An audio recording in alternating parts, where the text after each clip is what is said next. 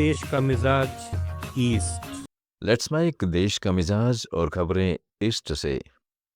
कोलकाता में आईपैक के ऑफिस पर ईडी के छापे ने पश्चिमी बंगाल की राजनीति में हंगामा खड़ा कर दिया है।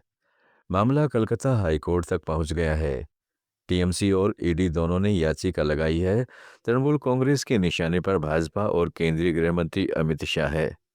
ममता बनर्जी ने आरोप लगाया है कि ईडी छापे के बहाने भाजपा टीएमसी की चुनाव प्लानिंग वाले दस्तावेज हासिल करना चाहती है। टीएमसी सुप्रीमो एवं मुख्यमंत्री ममता बनर्जी भाजपा को घेरने में जुट गई है। वो इस मामले को लेकर सड़क पर भी उतरी। उन्होंने जाधवपुर में एक विरोध प्रदर्शन की अगुवाई की।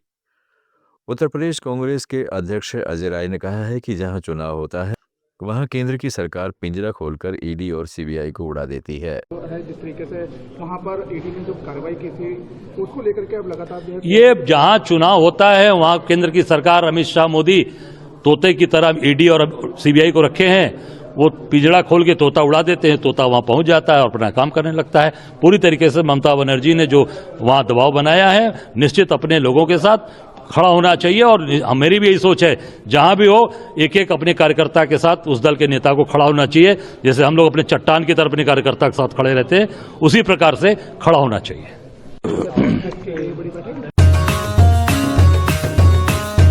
लेट्स माइक देश का मिजाज ईस्ट।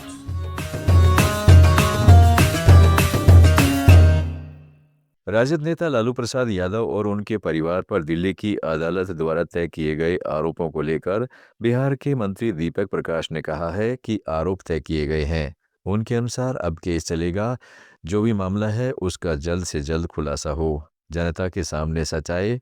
उन्होंने कहा कि जो भी कानून में प्रावधान है उनके हिसाब से सजा मिलेगी।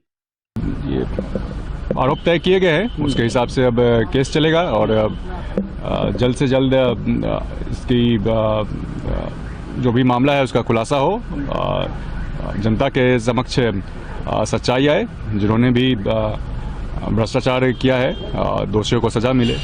आप लोग मांग क्या कर रहे? कड़ी से कड़ी सजा हो? नहीं, जो भी कानूनन जो भी प्रावधान है उसके हिसाब से केस चलेगा। और केंद्रीय सड़क परिवहन एवं राजमार्ग मंत्रालय ने ओडिशा में प्रदूषण नियंत्रण प्रमाण पत्र और अन्य सड़क सुरक्षा उपायों के कम प्रसार पर चिंता व्यक्त की है।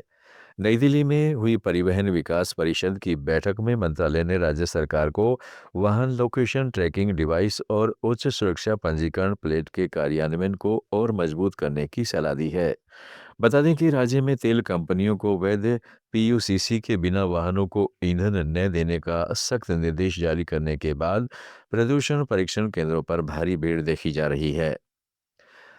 रांची के मौसीबाड़ी में 5 साल के अंश और 4 साल की अंशिका की रहस्यमयी गुमशुदगी को 7 दिन हो चुके हैं, लेकिन पुलिस को अभी तक कोई ठोस सुराग नहीं मिला है। इस केस में 4 आईपीएस और 8 डीएसपी की टीम लगातार प्रयासरत है। इस मामले में 51,000 रुपये का इनाम भी घोषित किया गया है।